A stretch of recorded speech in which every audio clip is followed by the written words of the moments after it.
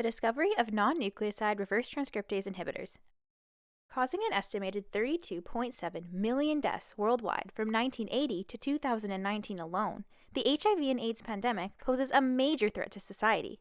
With no treatment currently available to cure HIV and AIDS, researchers have been frantically searching for new drugs to control this disease's progression.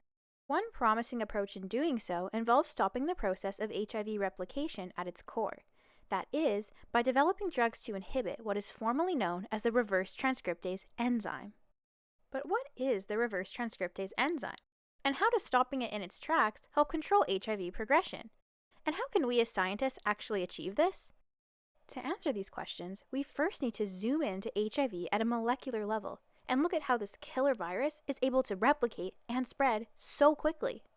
HIV, short for the human immunodeficiency virus, is a part of a subgroup of retroviruses, known as lentiviruses, that invade and kill the CD4+ cells of the human immune system. If left unstopped, HIV will kill enough cells to significantly decrease our body's immunity, which may in time lead to the development of acquired immunodeficiency syndrome, also known as AIDS.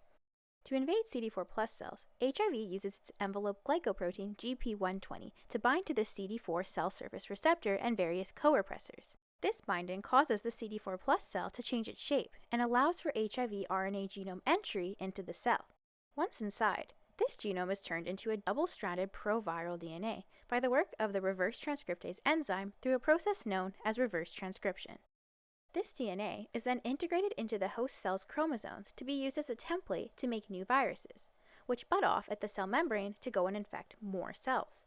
Therefore, by designing drugs that can bind to and stop HIV reverse transcriptase from functioning, we can stop HIV replication. This premise is what guided researchers to develop non-nucleoside reverse transcriptase inhibitors, or NNRTIs, in 1996. This included drugs such as nevirapine, delavirdine, and efavirenz.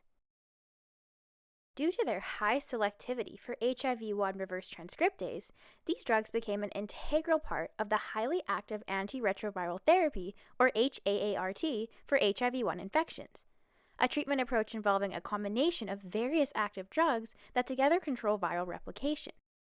However, these drugs did not come without problems, and eventually led to the development of NNRTI-resistant HIVs, viruses researchers are still to this day developing drugs to try and overcome.